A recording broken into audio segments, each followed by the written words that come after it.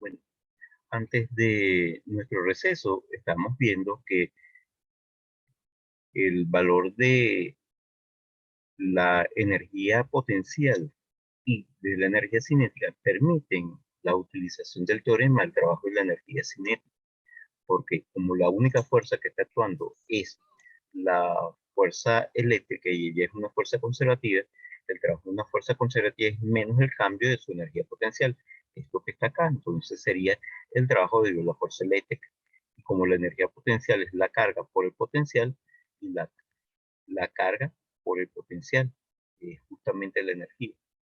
El, siendo este potencial producido por la carga 1, donde esta X es la distancia que hay entre la carga 1 y la carga 2, para lo cual, aunque no lo indiqué en el dibujo, tengo un eje X que va desde el lugar donde está la carga 1, el origen de ese eje X, hacia el lugar donde está la carga 2. Ese eje X es justamente el que nosotros estamos utilizando para resolver el problema. Ahora, si se sustituye la ecuación de la energía potencial y la relación que nos dice cómo es que se calcula la energía cinética, se llega entonces a esta relación. Ecuación que nos va a permitir resolver el problema. Noten aquí algo importante, tal cual como les había mencionado no hace mucho. Si nosotros vemos este factor de 2 lo puedo pasar hacia el otro lado y lo divido entre la masa y no nos queda una relación donde la velocidad final al cuadrado menos la velocidad, mejor dicho, la rapidez final al cuadrado menos la rapidez inicial al cuadrado, o sea, dos veces el producto escalar de la aceleración por el desplazamiento. Vean cómo se involucra aquí las cargas y la constante K sub e y la distancia de separación entre ellas. Esto no es un movimiento con aceleración constante. Ahora, en el caso de la primera pregunta, ¿cuál es la rapidez cuando las esferas están separadas 0,5 metros? La podemos solucionar simple y llanamente despejando esta B sub B, donde la posición final sería 0,5 metros y la posición inicial es el valor de D minúscula, 0,8 metros. Si se sustituye allí en esa relación, conseguimos la rapidez que se nos está pidiendo. Ahora, la, la otra pregunta también la podemos solucionar con esta misma relación. ¿Por qué? Porque en la posición final la velocidad va a ser cero para la segunda pregunta. Y lo que vamos a tratar de conseguir es cuánto vale la X, la separación entre ambas cargas en ese momento. De esa misma relación, suponiendo que la velocidad final es cero, se consigue cuál es el valor de X. Noten lo que le había mencionado, cuidado muchachos, no es un movimiento con aceleración constante, insisto, porque muchos se confunden en este tipo de problemas y utilizan las relaciones de movimiento con aceleración constante. Acuérdense que la aceleración constante son dos tipos de movimientos, o son rectilíneos o son parabólicos, en este caso es rectilíneo, pero cuando la aceleración es constante, las fuerzas que están actuando sobre el objeto deben darnos una fuerza constante, la fuerza neta debe ser constante, y en este caso no lo es, porque cambia con la posición. Ahora, vamos a un problema ligeramente más complicado. Este problema lo saqué de un examen parcial viejo. Entonces, el problema dice así: un plano no conductor infinito, esta es la vista llamada vista de campo del plano. Un plano no conductor infinito tiene una carga distribuida uniformemente con una densidad de carga que tiene este valor. Y me dice que es negativo, por lo tanto, la carga debe ser negativa. Su cero es una carga negativa. Y frente a él, su cero es positiva. Y este signo convierte esta densidad en negativa. Y frente a él, a una distancia de 3A, se encuentra una esfera de radio R. Vean, a una distancia de 3A del plano, está la esfera de radio R. No uniforme, que tiene una carga distribuida según esta expresión.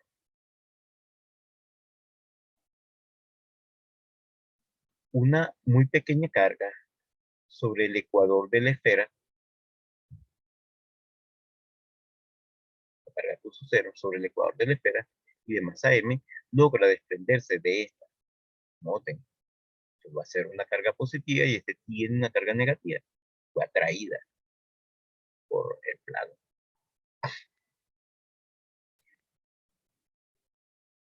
De forma que al llegar al mismo, al llegar al plano, tiene una rapidez de su cero.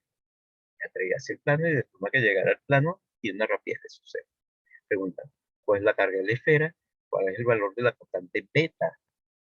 Me dice que desprecie los efectos gravitacionales y suponga que la carga que se desprende no altera la densidad de carga volumétrica de la esfera, por ser una muy pequeña carga. Entonces, vamos a hacer el problema. Vamos primero con el plano. Vamos a necesitar el campo debido a el plano.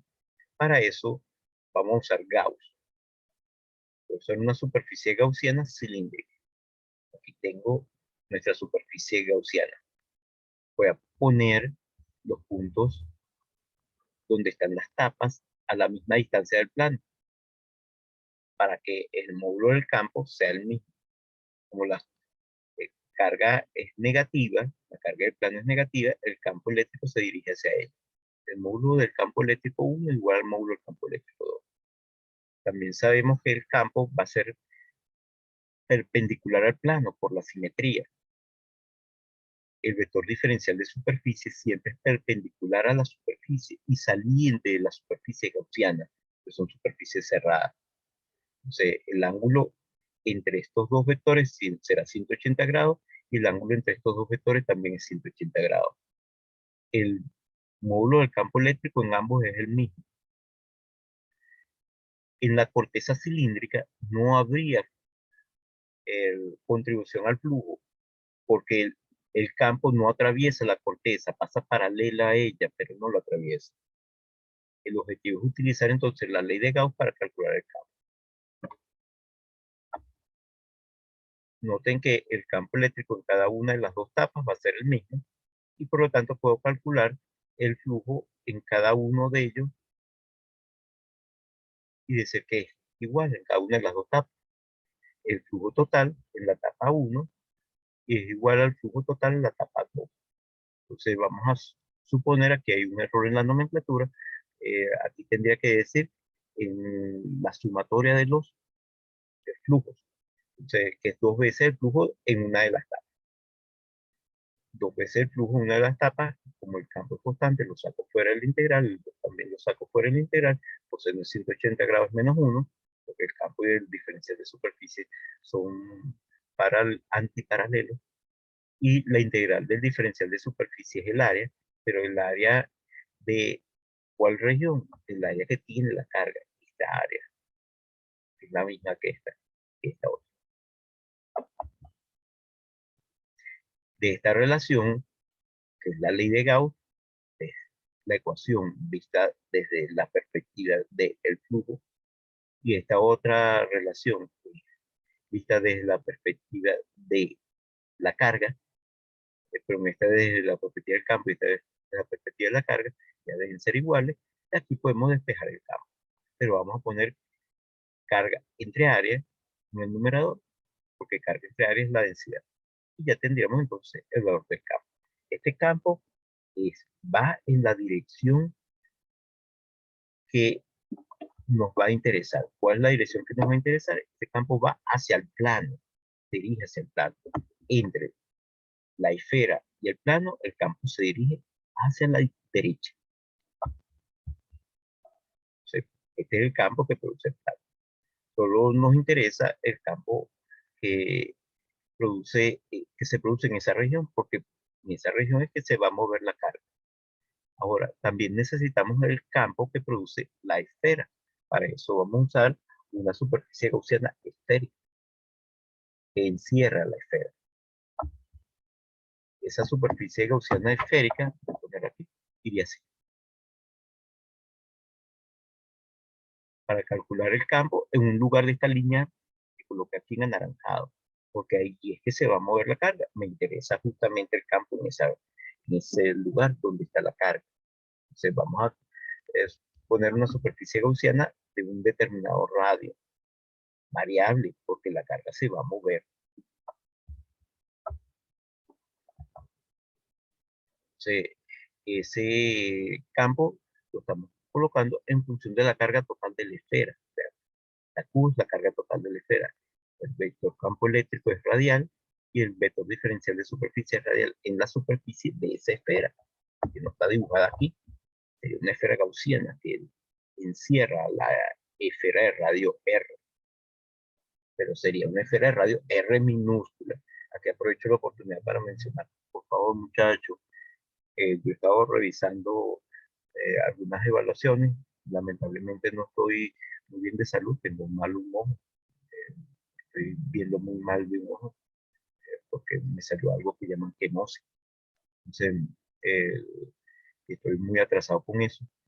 Y algunos colocaron el problema de la esfera del examen, el radio de la esfera como radio gaussiano. Eso no se puede hacer, porque si se hace, se está calculando solamente el campo en la superficie de la esfera de radio R. Había que poner una esfera de radio variable para poder calcular el campo en todas las regiones. Tienen que tener cuidado con eso. Entonces, nuestra esfera es de radio variable. Este problema sería una esfera de radio R minúscula. De allí que una vez que nosotros tenemos eso, tenemos entonces algo como esto. Vean, R.R es 1, el campo puede salir fuera del integral, y la integral del diferencial de superficie es de la esfera de radio R minúscula, que es 4 picos de radio cuadrado. Eso permite el cálculo del campo de la esfera. Entonces, el hecho es que una vez que se tiene eso, tenemos ahora que hacer algo. Este campo es radial, es decir, sale del centro de la esfera, depende de ese campo, de cuál sea el valor de la carga, que no lo conocemos porque el valor de beta es desconocido. Ahora, si se suman los dos campos, se tendría el campo que interesa, que es la región donde se mueve la carga. Noten que ya aquí no estoy diciendo que el campo es radial, que estoy llamando al vector R unitario, lo estoy cambiando por el vector I. ¿Por qué? Porque el vector R unitario se mueve hacia las X positivas. Cuando nosotros estamos moviéndonos en el lugar donde se movería la carga curso cero. Entonces, el vector R unitario coincide con I en esta región. Pero cuidado, en otros puntos no, porque el vector R unitario sale siempre de la esfera. Él no tiene siempre la misma dirección del eje X positivo, pero en el lugar donde se está moviendo la carga, sí. Entonces, vamos a usar eso. Entonces, de allí que se puede expresar ese campo de esta forma. Noten entonces aquí lo siguiente. Tendríamos que colocar todo en función de R o en función de X. Uno decide, este campo es constante, puedo trabajar todo en función de R. Pero si este campo cambiase con la X, tendríamos que poner R en función de X o X en función de R. Ahora, ya una vez que nosotros tenemos esto, podemos hacer el cálculo de lo que nos interesa. Noten, ¿qué pasa? La carguita se desprendió de acá y llega hasta acá. De aquí se desprende con velocidad cero. Llega a este punto con una velocidad v sub cero, con una rapidez v sub cero. Por lo tanto, conocemos la rapidez inicial y la rapidez final, pero también sabemos algo. El campo eléctrico no es un campo constante, cambia con R minúscula. Eso significa que la fuerza que recibe la carga curso cero no es una fuerza constante. Entonces, nuevamente, no podemos utilizar las ecuaciones del movimiento con aceleración constante. Tenemos que utilizar potenciales, la conservación de la energía. Entonces, una vez que se tiene eso, necesitamos entonces la diferencia de potencial, que estaría dada por esta relación. Potencial final menos potencial inicial es igual a menos la integral del punto inicial al punto final del punto escalar de punto de L. ¿Quién es dl? Bueno, dl es un vector que es paralelo al eje R. Podemos decir que es dr por I, es el vector de L. Y este es el campo. Se realiza esta integral, que vamos a integrar en R, desde el punto inicial al punto final. ¿Cuál es el punto inicial en R? El punto inicial en R es cuando R pequeña vale R mayúscula. Acuérdense que las R pequeñas se miden desde el centro de la esfera. Y el punto final es cuando R pequeña vale 4R. Por eso es que esos son los límites de integración. Si se realiza esa integración, nos queda este valor.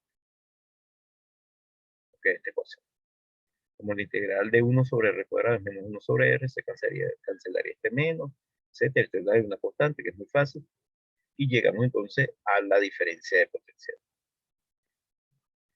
Si vemos que en este problema solamente está actuando la fuerza eléctrica, entonces la energía mecánica es constante, algo que pudimos haber utilizado en el problema anterior, en los problemas anteriores, porque se puede haber resuelto también de esa manera. Entonces, la energía cinética es medio de la masa por el cuadrado de la rapidez, la energía potencial es la carga por el potencial. Y esa cantidad se va a mantener constante. Entonces, vean, energía cinética más energía potencial, energía cinética más energía potencial. Ambas energías se mantienen constantes. La rapidez inicial va a ser 0, la rapidez final es B sub 0. Y la diferencia de potencial ya la tenemos.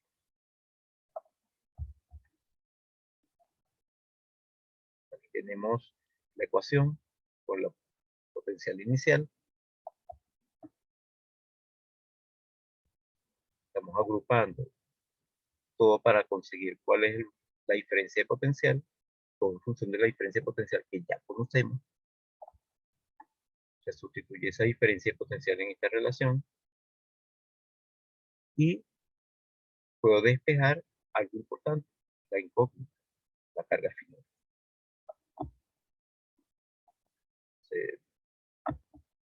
Conseguimos el valor de la carga final.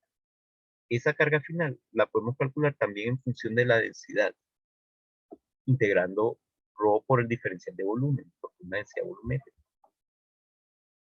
No un volumen variable, no un volumen constante, no el volumen de la esfera radio R mayúscula.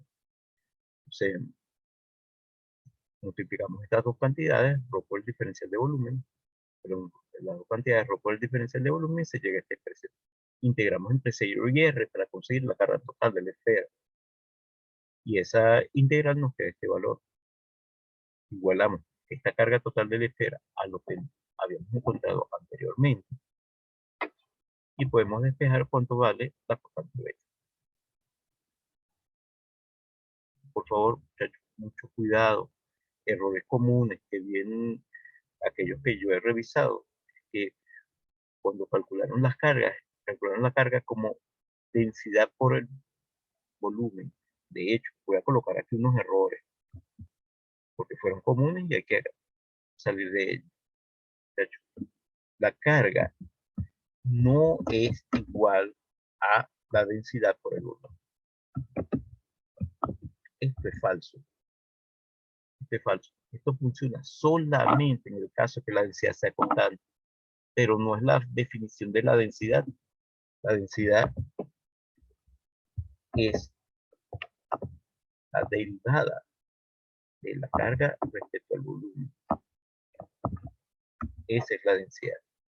Que esa densidad coincide con la carga entre el volumen, a veces, eso es otra cosa.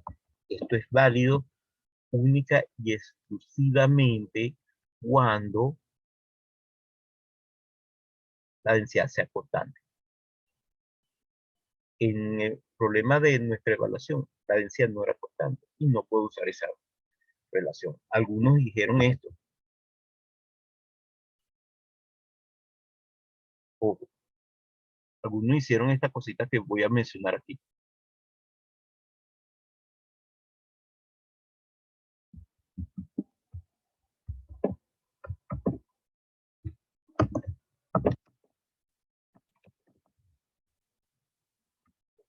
Mentira, porque estoy partiendo de esta relación que no es válida siempre.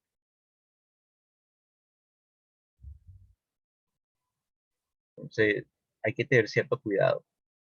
Esta relación no necesariamente se puede deducir de esta, porque si Q y ρ y B hubiesen sido constantes, que es cuando esta ecuación es válida, la derivada de una constante me va a dar cero. Y por supuesto, de esta ecuación sí puedo deducir que cero es igual a cero. Claro, eso sí es válido, pero no puedo deducir esta otra. Aunque esto es correcto, pero no lo puedo deducir de aquí. Tenemos que tener cuidado.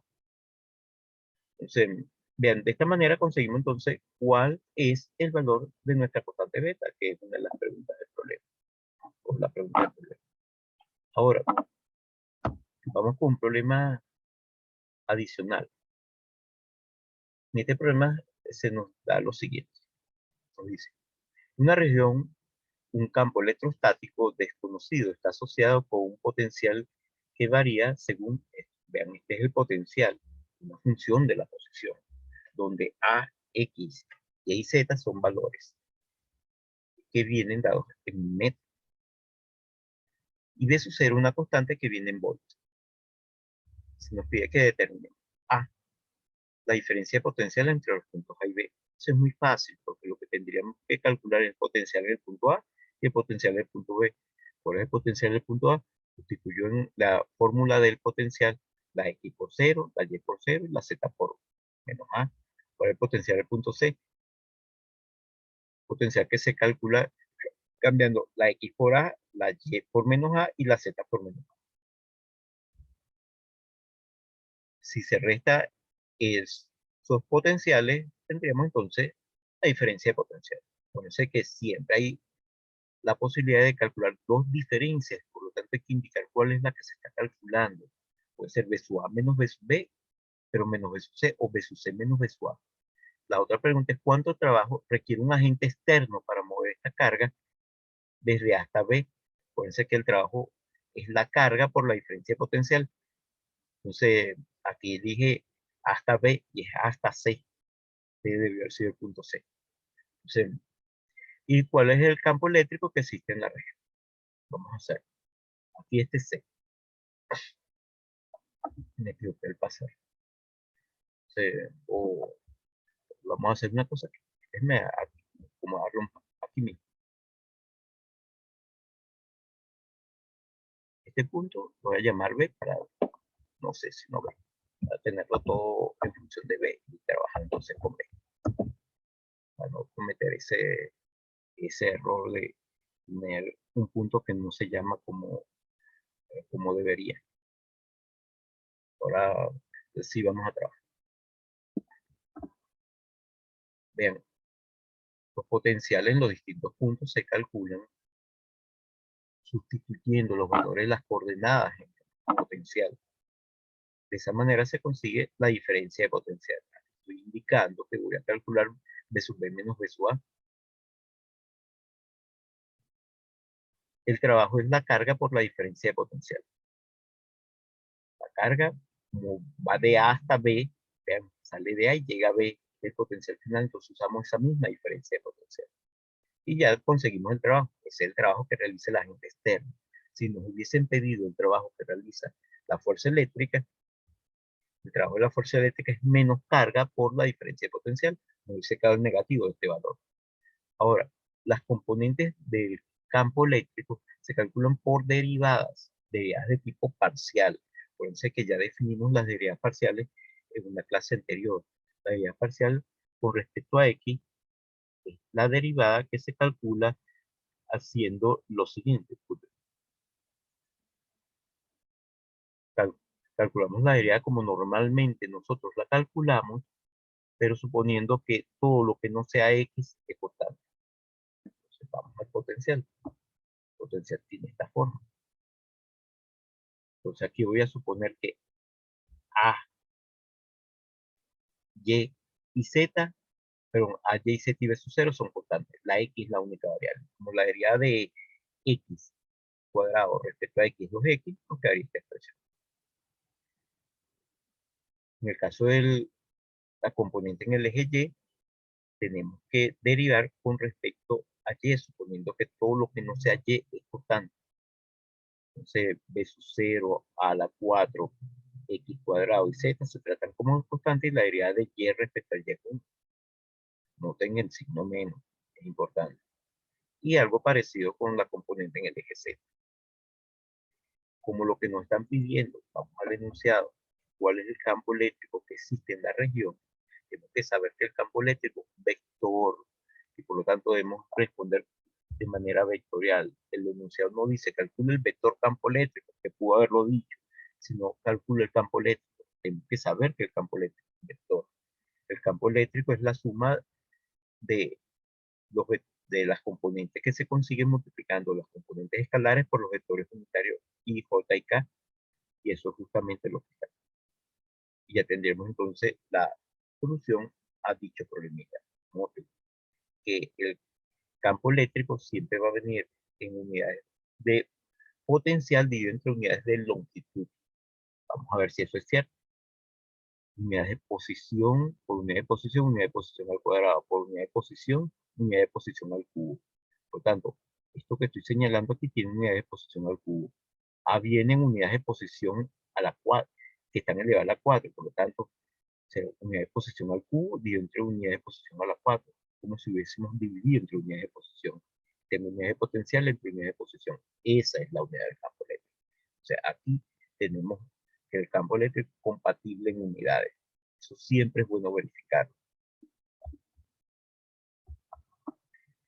Ahora, vamos con otro problemita. Acuérdense que hoy estamos tratando de hacer problemas un poquito rápido para que nos rinda el día. Entonces, aquí tenemos tres cargas puntuales que están ubicadas en los puntos que dice el enunciado. Está en un cuadrado del lado A, que tiene, hay una carga más Q que está en 0A, una carga menos Q que está en AA, una carga más Q que está aquí volví a colocar A, esta otra carga más Q está en A0 y 0, la carga 3. Y la otra carguita, que es la carga que está en el origen. Se nos pide lo siguiente: el potencial eléctrico en el origen de estas tres cargas producen el origen. El vector campo eléctrico total, esas tres cargas producen el origen. Y la energía potencial que tendría una cuarta carga menos Q colocada en el origen. Eso es igual a la carga por el potencial. No es un problema complicado. Lo único que aquí me equivoqué es la coordenada sería 0.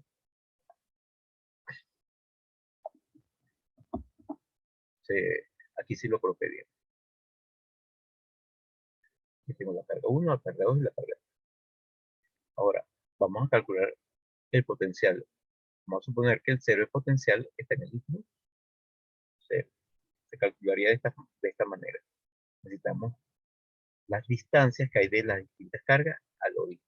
La distancia de esta carga al origen, que es el punto de observación, sería A. La distancia de esta carga al origen, que es el punto de observación, también es A. Pero esta distancia es raíz de 2A, porque es la diagonal del cuadrado. De esa manera se consigue cuál es nuestro potencial. Noten que Q sub 2 es negativo. Entonces el potencial que este conjunto de cargas produce justamente en el origen. También sabemos que el campo sería la sumatoria de los campos que cada una de esas tres cargas produce. Esta es una pregunta que se pudo haber puesto en una evaluación previa, la del campo eléctrico. Entonces, el R es el punto de observación, que es el origen, y R sub I es las cargas que estoy estudiando. 1, 2 o 3. Necesitamos conseguir los vectores R sub I, que son prácticamente datos del problema. O sea, aquí nos va a quedar, en el caso de la carga 1, este vector R menos R sub I. En el caso de la carga 2, el vector R menos R sub I sería este. Y en el caso de la carga 3, R menos R sub I. A sustituir los valores de las distintas cargas, Q sub 1, Q sub 2 y Q sub 3, se llega a estas expresiones y la suma de los tres campos es el campo que existe en el origen. Ahora, me dicen que calcule cuál es el valor de la energía potencial que tendría una cuarta carga colocada en el origen. Esa es la carga por el potencial, pero acuérdense que estamos hablando del potencial en el infinito cero. Entonces necesitamos el valor del potencial solamente en ese punto. No me interesa el original, porque el del origen que es cero, que es la referencia. Entonces, carga, que es la carga menos Q, por el potencial, que ya lo habíamos calculado, que es el potencial que las tres cargas producen justamente en el origen. Esta ecuación, y me falta un cuadrado, está cuadrado, vamos a ponerlo, porque es un error mío.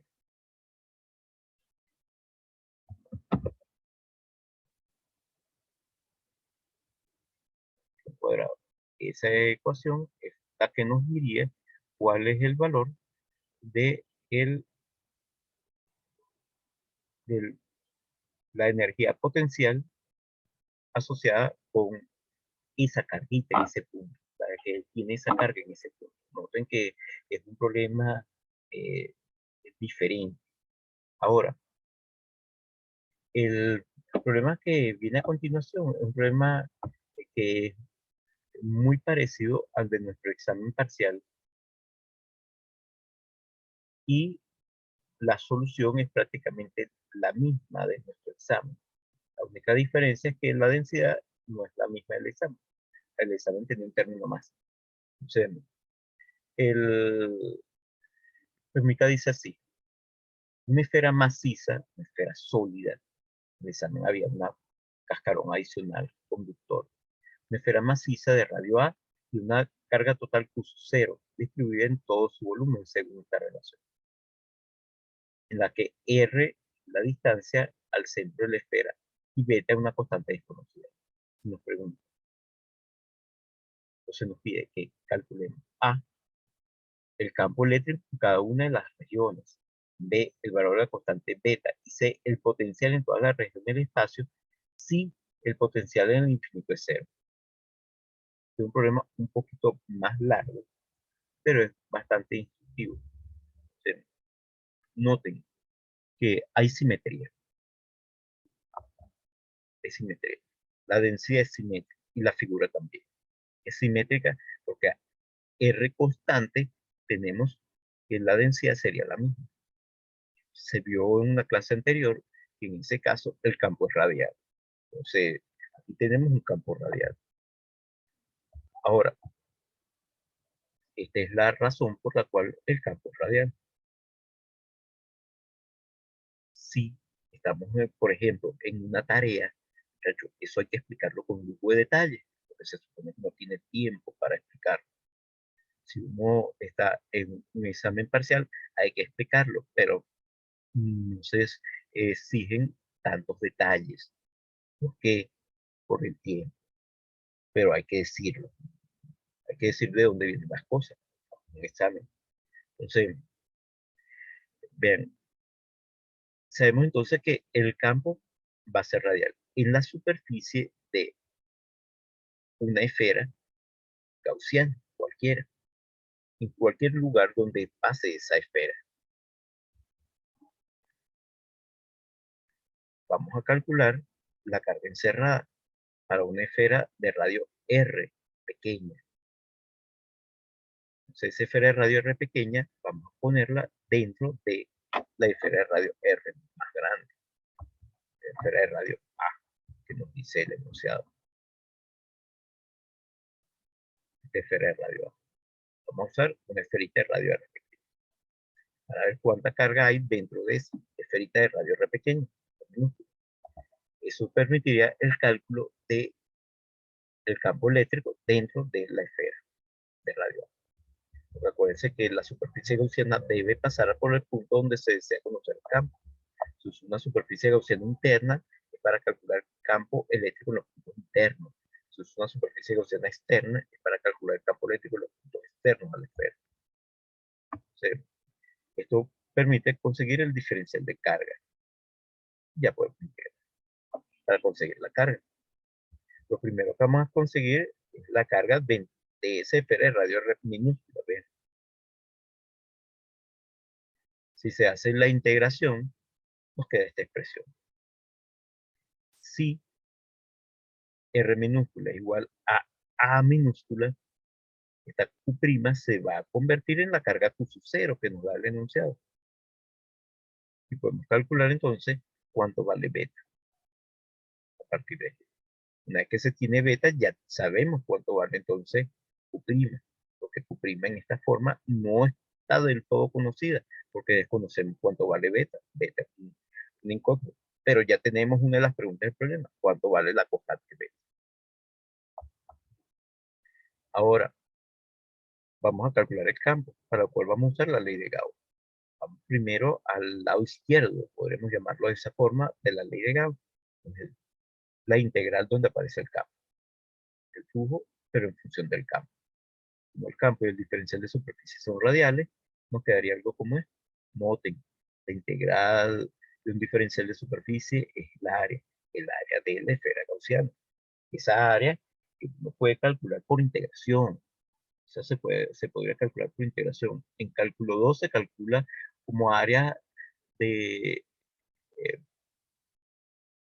volúmenes de la superficie, volúmenes de revolución. Pero en cálculo 3 y el cálculo 4 lo van a ver, mejor dicho, el cálculo 4 lo van a ver como una integral doble o una integral triple. O sea, hay maneras de calcular esas áreas o volúmenes. Entonces, el hecho que podría calcularse como una integral doble, perdón, triple, triple para volúmenes. Entonces, ahora tendríamos nosotros cuál es el valor del flujo, pero el flujo en función del campo. Y eso debe ser igual a la carga Q' dividido entre 0 sub 0, porque Q' es la carga dentro de dicha superficie gaussiana. La superficie gaussiana tiene Q' como carga encerrada. Este es el valor de Q'. Ya que ya se sustituyó el valor de beta. Y despejamos entonces cuál es el valor del campo. Ya se sabría entonces cuál es el valor del campo. Noten, este es un problema de potencial, pero que requiere el cálculo del campo. Ahora, si nos vamos a la otra zona, la situación es más fácil, porque la carga total encerrada vale Q sub 0, porque es la carga total de la esfera. Tendríamos esta otra zona, la superficie gaussiana.